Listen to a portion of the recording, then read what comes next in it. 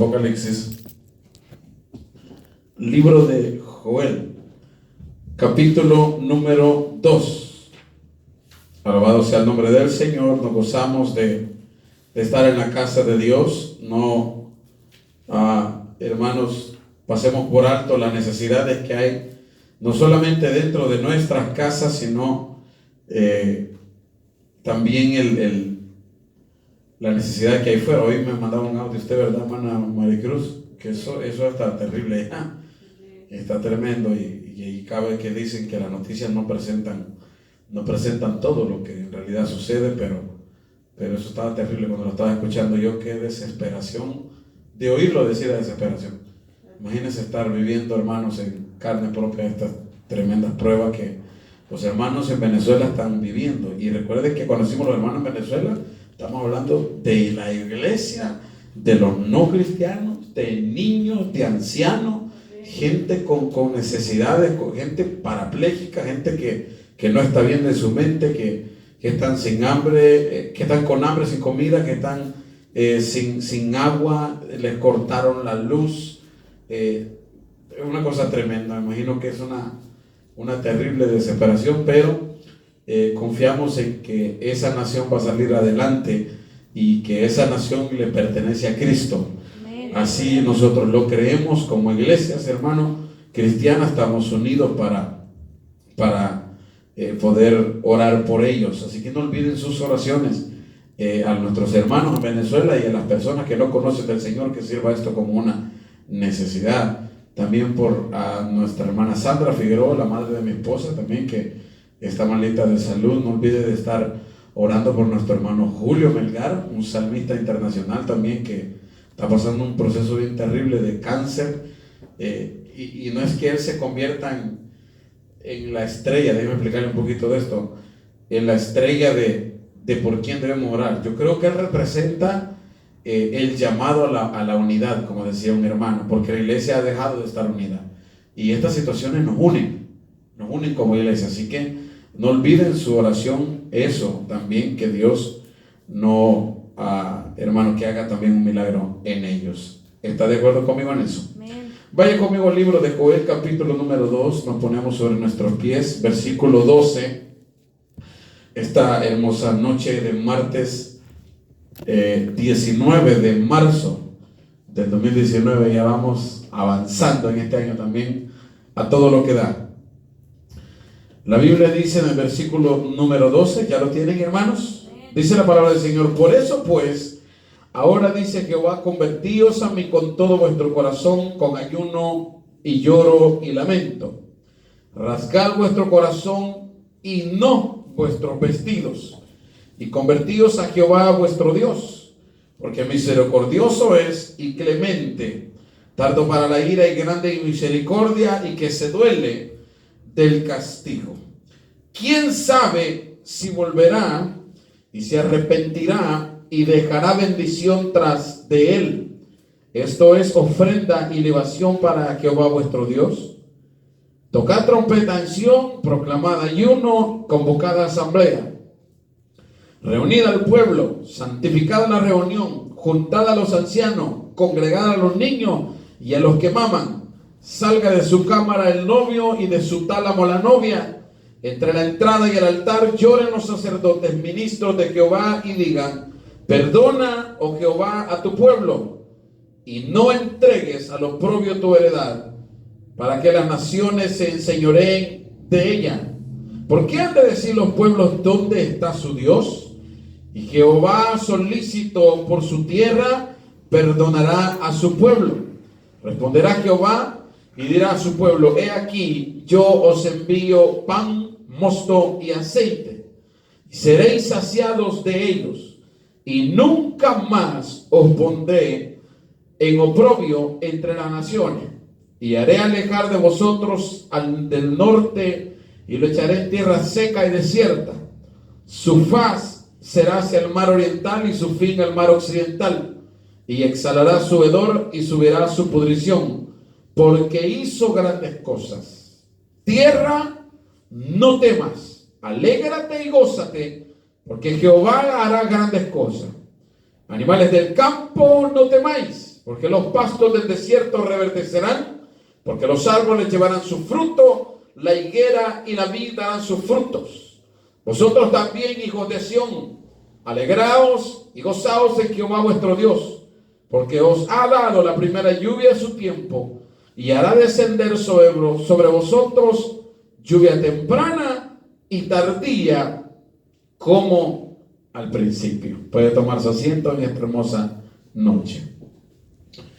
No pierdas el aliento, es la enseñanza que quiero compartir con cada uno de los que están en este lugar. Cuando nosotros nos disponemos a cumplir ciertas actividades, ciertas metas, ciertos propósitos en nuestra vida, tenemos por seguro, es casi seguro, que se nos van a presentar obstáculos. Oiga bien, es casi seguro que se nos van a presentar obstáculos.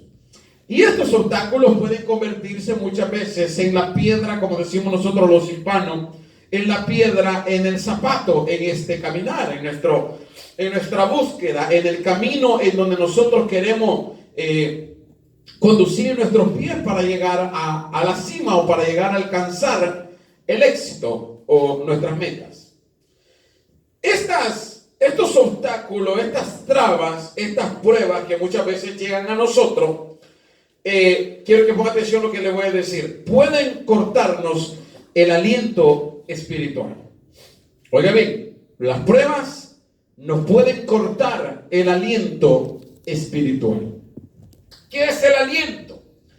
El aliento es, amado hermano, no solamente la distribución de aire que corre por nuestro cuerpo y que tiene una específica función a través de la cual nosotros podemos adquirir vida.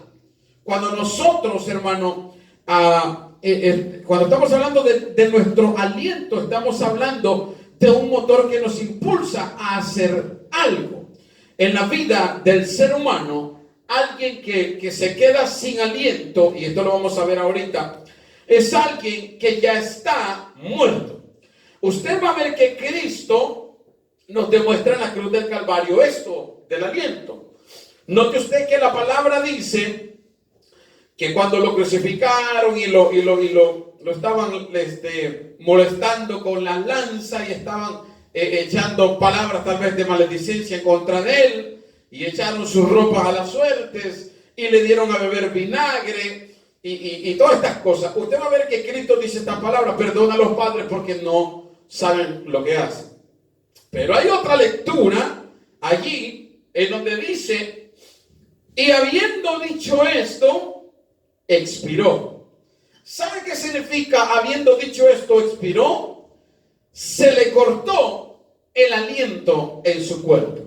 Ya no había vida humana en aquel cuerpo. O sea, el aliento se había acabado.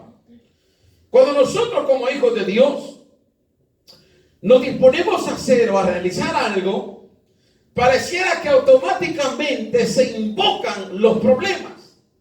Especialmente cuando queremos hacer algo bueno o bien. Es automático, hermano, que usted se propone algo y comienzan las cosas a salirle mal. Y es que hay un propósito grande detrás de cada una de las pruebas, que ya sea que nuestro Dios muchas veces nos la permite o nos la pone, o que simplemente Satanás nos tiente para que nuestra fe decaiga y para que nuestro aliento sea cortado. Fíjese usted que dependiendo del nivel, la magnitud, la altura, el peso de la prueba, así es el nivel, la magnitud, la altura y el peso de la bendición que viene detrás de ella. Por eso es que las pruebas nos duelen. Por eso es que las pruebas muchas veces nos ponen un freno y no nos dejan caminar y nos hacen, hermano, que quedemos nosotros como personas sin conciencia propia y vamos perdiendo no solamente la conciencia propia, sino que en el caminar de perder la conciencia, nuestro aliento espiritual se va terminando, de forma de que cuando en enero nos propusimos ayunar 4 o 5 veces a la semana o al mes, o en enero nos propusimos ser mejores padres o ser mejores hijos, los problemas y la rebeldía de nuestros hijos a los padres nos fue robando el aliento y dijimos: yo no puedo ser padre porque él no es un buen hijo. Entonces no estamos nosotros en realidad viendo que es una oportunidad. La prueba se convierte en una oportunidad cuando la tenemos frente a nosotros. ¿Para qué? Oiga, para que Cristo desarrolle lo mejor que hay dentro de usted. Porque lo importante no es lo que usted, amado hermano, escucha. Lo importante es lo que en realidad se queda dentro de usted. Yo espero con todo mi corazón, usted que ya tiene un poco de tiempo acá, tal vez desde que nacimos como obra de Dios, que no son muchos años, pero que desde el primer día que llegó a esta congregación hasta el día de hoy, marzo 19 del 2019, su vida haya tenido un avance escritural, un avance espiritual, un avance ministerial, un avance moral o familiar. De tal forma, amados hermanos, que nosotros tomamos la oportunidad de venir a la iglesia cada vez que nos congregamos a hacer culto a nuestro Dios y aprovechamos ese tiempo porque para nosotros equivale a lo mejor que hay dentro de mí. Qué importante que hayan cosas buenas dentro de nosotros. Y cuando las pruebas, hermanos, tocan a la puerta de nuestro corazón, de nuestra familia, de nuestra economía, de nuestro hogar, de nuestro matrimonio, lo primero que nosotros hacemos es, muchas veces se nos empieza a cortar la respiración espiritual y comenzamos a decir como aquellos que van caminos a ser impíos y dicen, porque soy cristiano no me lo revuelco ahorita. ¿Sabe qué está pasando con alguien que dice, porque soy cristiano no le puse unos cuantos guamazos, hermano? ¿Sabe qué está pasando con alguien así? Ya su aliento comenzó a tener fallas. ¿Por qué? Porque su mente, aunque físicamente no está llevando a cabo el pecado o no está llevando a cabo el cuadro de violencia corporalmente, en su mente ya lo hizo, hermano, arrastrado por todos lados. Hace poco que estábamos ministrando en la ciudad de Southgate con nuestra hermana Karen, subió un hermano a cantar un coro y dijo, yo quiero cantar un coro que a mí me gusta cantarlo y aparte a mi pastor le gusta que yo lo cante en la iglesia. Y el coro decía, se trataba acerca de dos hermanas que se peleaban y el coro decía, la voy a agarrar del pelo y voy a barrer la ciudad con ella. Y yo cuando lo escuché dije, Dios mío, bendito, porque hace falta no tener aliento para tener ese tipo de pensamientos. Porque un cristiano con el aliento debido que Cristo quiere que nosotros tengamos, no andamos pensando en la venganza, no andamos pensando en el mal, no andamos pensando en ponernos al tú por tú. El buen cristiano sabe que ni siquiera discutir es bueno. ¿Sabía usted que Cristo no le discutía a los fariseos? Cristo llegaba, Cristo enseñaba en la sinagoga, enseñaba en la casa, enseñaba con sus discípulos, iba al monte y les enseñaba a la gente. Y a Cristo no le interesaba cuántas veces los fariseos quisieran confrontarlo. Él simplemente no discutía con ellos. Porque el buen creyente sabe, el buen siervo sabe, el que tiene el aliento espiritual sabe que discutir no nos lleva hacia ningún lugar. No nos lleva hacia ningún lugar. Y mira lo que la Biblia dice. Por eso pues ahora dice que va, convertidos a mí con todo vuestro corazón, con ayuno y lloro y lamento. Y miren lo que dice la palabra del Señor. En el tiempo antiguo se practicaba de que cuando alguien se sentía mal o que cuando las cosas estaban mal en el reino, agarraban la ropa y se la rompían. Eso significa rasgar vuestro vestido. Entonces cuando usted ve que el pueblo pecaba, el rey se rasgaba la ropa en señal de vergüenza, en señal de humillación, para que Dios, hermano, comenzara a mover su mano o perdonara su pecado o simplemente declarar una palabra sobre ello. Pero mire lo que la Biblia dice en el libro de Joel: rasgad vuestro corazón y no vuestro vestido.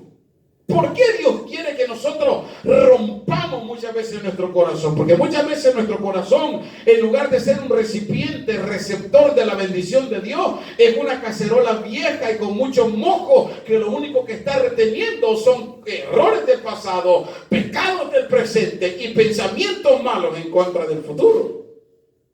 O sea, usted decide si su corazón es un recipiente para recibir, es un vaso para recibir aceite, o una cacerola vieja que anda caminando ahí, que anda profiriendo palabras en contra de alguien más. está en usted, está en nosotros, el que el aliento no se vaya. Mire lo que sigue diciendo la palabra de Dios. Convertíos a Jehová vuestro Dios, porque misericordioso es y clemente, tardo para la ira y grande en misericordia, y que se duele del castigo. Fíjense en el versículo 15 y 16. Tocad trompeta en Sión, proclamad ayuno, convocad asamblea, reunid al pueblo, santificad la reunión, juntad a los ancianos, congregad a los niños y a los que maman, salga de su cámara el novio y de su tálamo la novia. Usted va a ver en los dos versículos que acabamos de leer que se abarca varias áreas, ¿cómo podría decirle? No son áreas, son varias entidades que se califican en qué se debe de basar o qué se debe de hacer en los momentos cuando nuestro aliento espiritual se está perdiendo. Número 1, tocad trompeta en Sión. Sión era un monte, amados hermanos, y usted creo que lo ha escuchado en el libro de los Salmos. David escribió mucho de eso, acerca del monte de Sión. Sión, el monte de Sión, era un lugar que tenía una vista panorámica espectacular. Oiga, tenía una vista panorámica espectacular, el monte de Sión. Y dice la Biblia, tocad trompeta en Sión.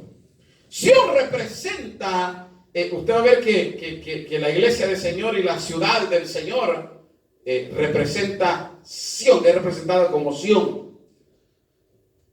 Si Sión representa la obra poderosa de Dios, si Sión representa el pueblo del Señor, ¿por qué debemos de tocar trompeta en aquel lugar espectacular en donde muchas veces, hermano, aunque nos sintamos mal, tenemos que hacer el esfuerzo de subir al monte, que es representado como Sión, de subir al monte, porque el único lugar de donde nosotros podemos divisar lo más espiritual, un problema, es cuando estamos en el monte de Sión. ¿Qué quiere decir esto? Que usted, hermano, mire, aunque esté cruzando por un divorcio, aunque esté cruzando por un cáncer, que usted está cruzando por azúcar en la sangre, por una decepción marital, por un problema con sus hijos, por un problema de pecado, lo único que usted tiene que hacer, la primera actitud es subir al monte y divisar que la bendición de Dios es más grande que el problema que usted dejó allá abajo.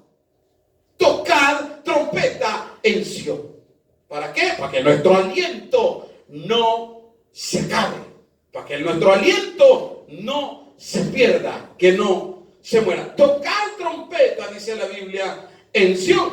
Segunda actitud que debemos de tomar. Proclamad ayuno. ¿Qué es el ayuno? El ayuno usualmente se representa el abstenerse de ingerir alimentos en nuestro cuerpo y presentar este cuerpo como una ofrenda, como un sacrificio delante del Dios Todopoderoso. ¿Por qué lo hacemos? ¿Porque Dios necesita sacrificio? No, lo hacemos para hacerle entender a esta carne que nuestro espíritu está sujeto a Dios, que nuestra alma está sujeta a Dios, que nuestra mente está sujeta a Dios, y aún este cuerpo tiene que someterse, no hay opción, tiene que someterse a la voluntad perfecta de ese Dios perfecto. Para eso es el ayuno. Cuando nosotros no ingerimos alimento, nuestra carne se debilita, pero a través de nuestro espíritu y del poder de Dios en ese ayuno, nosotros podemos hacer entender a este cuerpo que también él está sujeto a la obediencia de Cristo. Ahora, ¿para qué se usa el ayuno? Bíblicamente, el ayuno es para reprender demonios. Y esto tiene que ver con la salvación de las almas. Porque usted recuerde que las almas que no tienen a Cristo tienen un demonio. Un demonio de incredulidad, de celo, de envidia, de avaricia, de desconfianza, de violencia, de gritería, de borrachera, prostitución, de tantas cosas. Entonces, el ayuno bíblicamente es para reprender demonios. Entonces, ¿se acuerda que Cristo lo confirmó y dijo? Porque los discípulos preguntaron, Señor, pero nosotros estuvimos orando y nosotros estuvimos echando fuera el demonio no quería salir. Y Cristo le dijo esta palabra: es que hay demonios Este género, le digo, hay género que no sale si no es con ayuno y oración. El ayuno no es, oiga, no es el ayuno, y no se equivoque y no se ande matando por cosas que no debe. El ayuno no es para que Dios nos provea el dinero para un bien. El ayuno no es para que Dios, amados hermanos, nos provea un carro nuevo, para que Dios me provea una casa nueva, para que Dios me provea un montón. No, el ayuno bíblicamente es para reprender demonios. Para eso es el ayuno. Dice la Biblia: toquen la trompeta en Sión y proclamen ayuno. Tercera actitud: convocar asamblea. Oiga, convocar asamblea. Aquí dice la palabra del Señor: llamarás gente que tú no conociste, y gente que no te conoció vendrá a ti. Muchas veces en el tiempo, hermano, en donde nuestro aliento está comenzando a claudicar, nosotros debemos de aprender a pedir ayuda. Yo hace muchos años dije: la iglesia cristiana necesita volver a los tiempos antiguos en cuanto a pedir ayuda. Antes nos apoyábamos como hermanos. Hoy es bien difícil que alguien venga y visite, porque hay una diferencia tan diabólica entre los mismos pastores, entre los mismos predicadores, evangelistas, entre los discípulos, hermano. Es una vergüenza lo que se está viviendo. No se puede convocar a asamblea. Por eso le dije que el caso del hermano Julio Melgar es un caso al llamado a la unidad. ¿Por qué? Porque debemos de aprender a convocar asamblea, a reunirnos, a juntarnos, a pedir ayuda. Una persona que dice que yo soy penoso, que yo soy penosa, esta persona no llega muy lejos. ¿Por qué? Porque la pena, dicen que ahí que la curiosidad y la pena mató al gato. Y una persona, yo era muy penoso. Cuando yo recién acepté al Señor, no era penoso, era antisocial más bien. No me gustaba que nadie de la iglesia me saludara, que nadie me diera la mano, que me dijeran hermano. No me gustaba nada de eso. Antes que el pastor terminara de orar para despedirnos, yo ya estaba en la calle caminando con mi Biblia en la mano y decía: yo no quiero que nadie me hable. Era un hombre de pena, de antisocial. Pero este tipo de personas no llegan a ningún lugar. Y si no hubiese aparecido alguien que me decía: tú tienes que tener relación, tú tienes que tener convivio con los hermanos, convivio con los jóvenes, si no, nunca vas a triunfar en la vida. Porque este país, me dijeron a mí, este país no es para andarte escondiendo en cuevas creyendo que tú las puedes hacer solo. Y en este país aprendemos que es importante tener amigos, amigas, compañeros de trabajo, compañeras.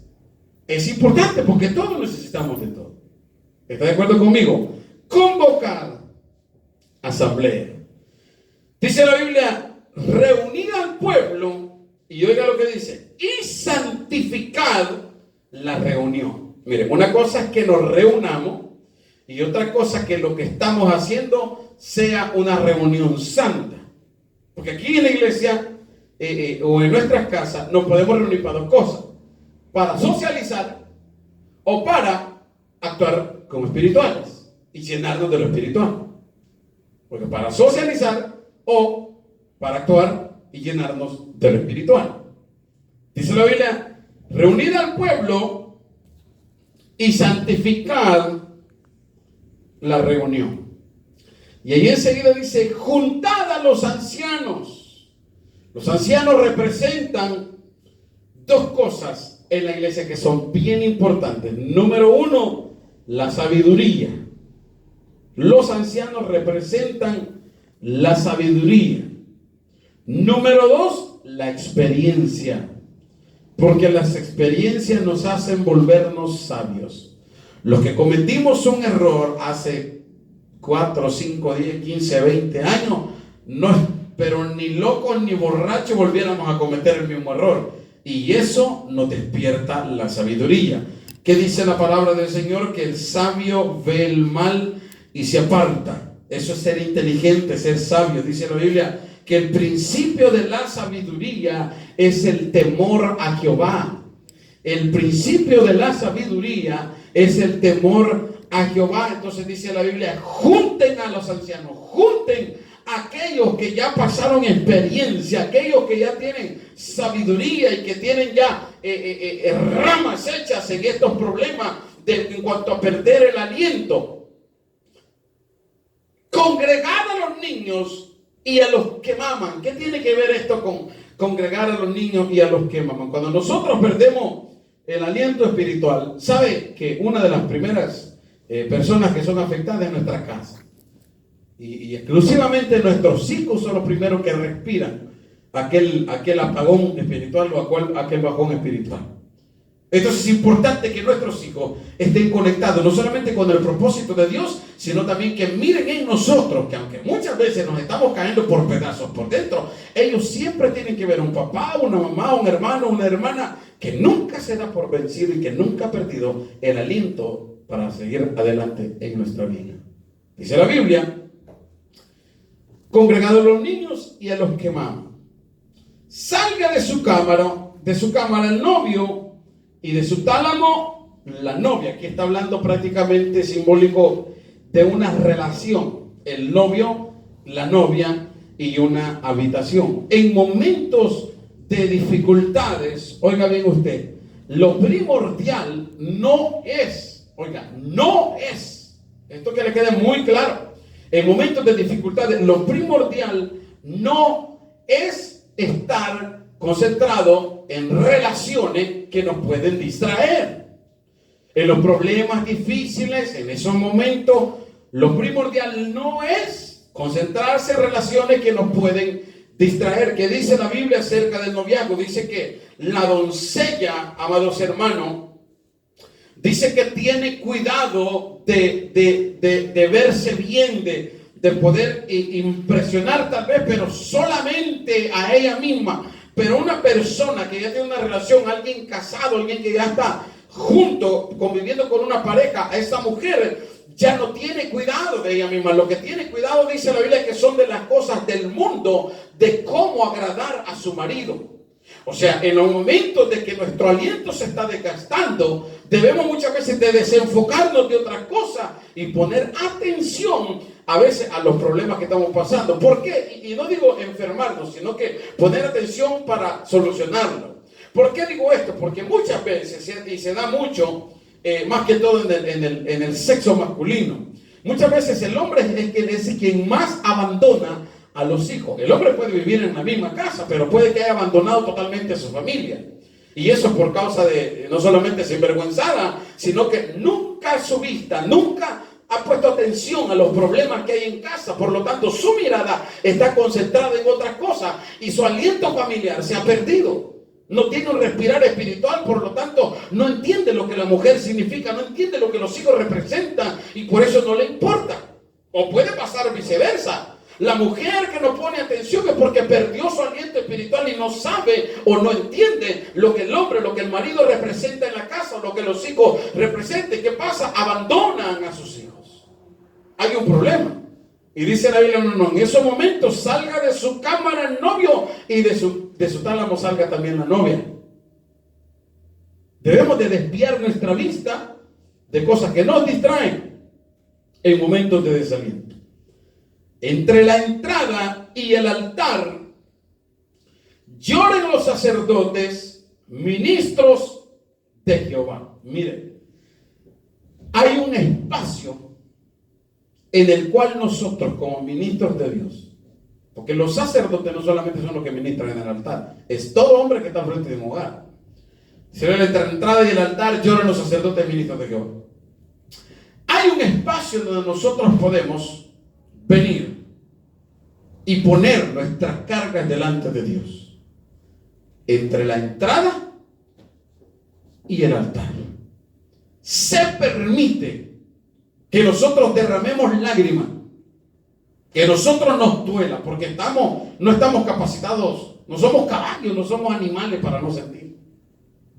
Dios nos dotó con la capacidad de fuerza espiritual, de fuerza corporal, pero también estamos expuestos a las debilidades de esta tierra. Y los problemas muchas veces lo que hacen es que hunden nuestros sentimientos, hunden nuestra moralidad, hunden nuestros planes. ¿Y qué pasa? Dios abre un espacio para que nosotros derramemos nuestras lágrimas delante de Él en tiempos de dificultad, entre la entrada y el altar. Le voy a decir por qué.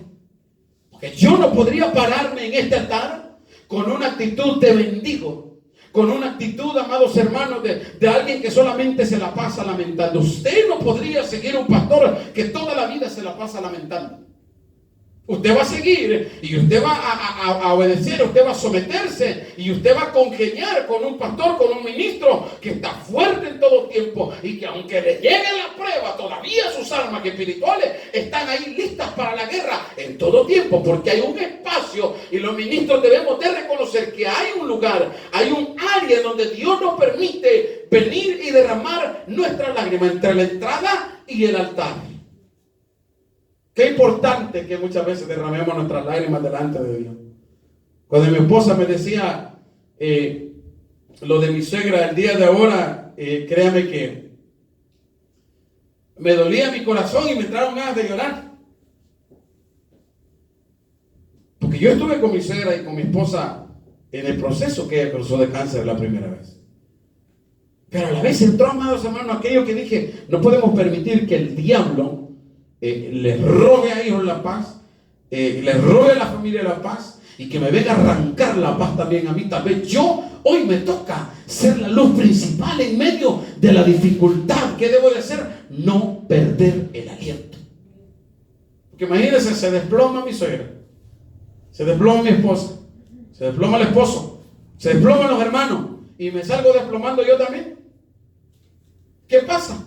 Cerramos el espacio y no permitimos, porque a alguien Dios tiene que usar en tiempos difíciles para que los demás oigan lo que Dios puede hacer, y ese alguien somos nosotros. Si Dios va a usar a alguien para levantar una voz de alabanza, una voz de bendición, una voz de esperanza, una voz de palabra de aliento, asegúrese que ese alguien sea usted. Que ese alguien seamos nosotros. Porque dice la Biblia que hermosos son los pies de los que anuncian la paz y las buenas nuevas. Oiga, de esta hermosa experiencia de la palabra de Dios, de este hermoso tema del evangelio de la gracia de Jesús. Hermosos son los pies. Y dice la palabra del Señor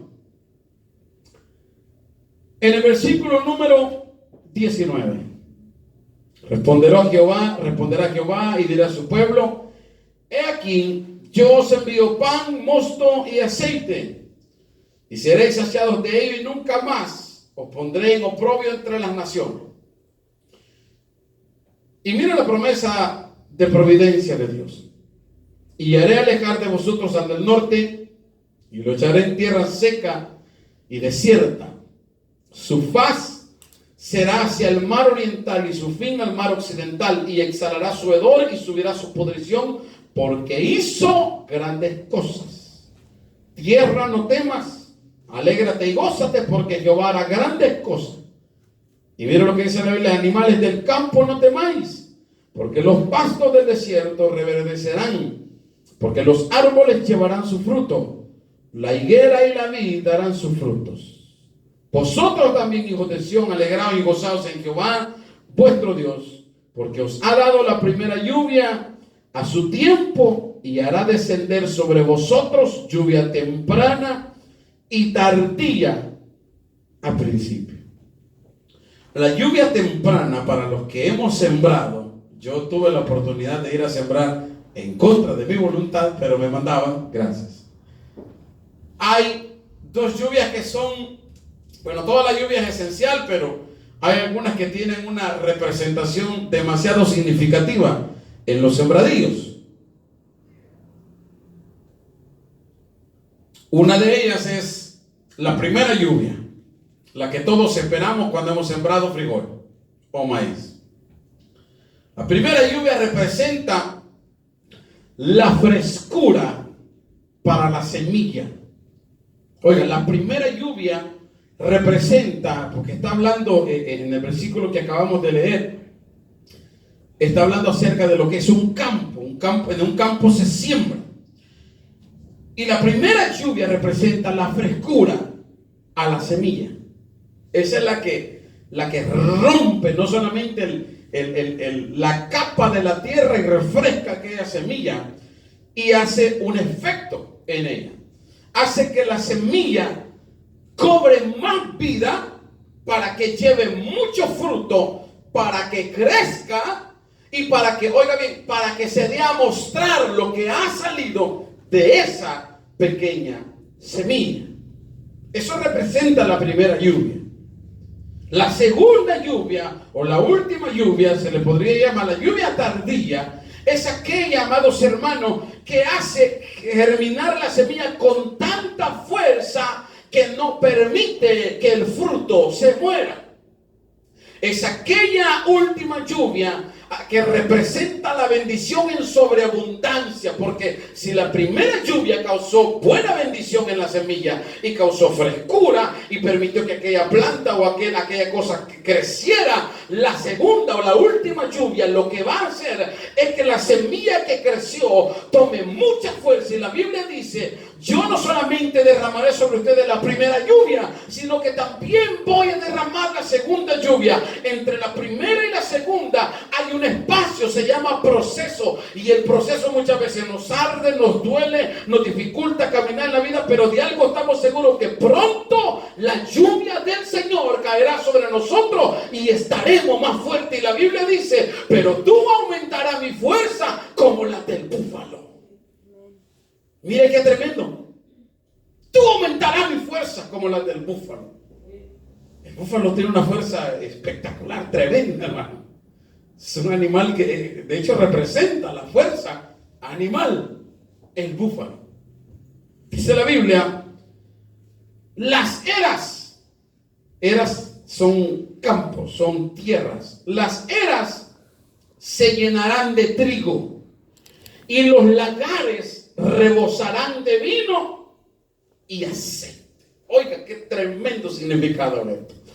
Las eras se llenarán de trigo y los lagares rebosarán de vino y aceite. El alimento necesario para poder vivir tranquilos. Oiga, el alimento, usted haga un huevo, hermano, y hágalo sin aceite y va a ver cómo le queda. Se necesitan estos tres elementos para vivir. Se necesita el pan, se necesita el aceite. Entonces, Dios en su promesa es que después que pasó el primer proceso en donde el aliento estuvo a punto de cortarse, Dios promete que lo hemos de recuperar con más fuerza, más crecimiento y sobre todo con más abundancia, con más bendición. ¿Sabe cuál es el secreto para no perder el aliento? No hay. No hay secreto. Dios debe ser nuestro único secreto. Porque usted puede ir a orar y puede levantarse y durante está orando, como cuando se puede levantar todavía puede ser que su aliento esté muy bajo. Porque hay un proceso que ha sido estipulado para cruzar. ¿Qué hay que hacer? Soportar. Dice la Biblia que nosotros debemos de aprender a resistir al diablo. Oiga, resistir al diablo. La iglesia, usted como siervo, debe de ponerse en dos actitudes. Usted no puede tener un comportamiento neutral. Usted tiene que tener comportamientos definidos. El primer comportamiento que usted se puede poner como siervo, como sierva de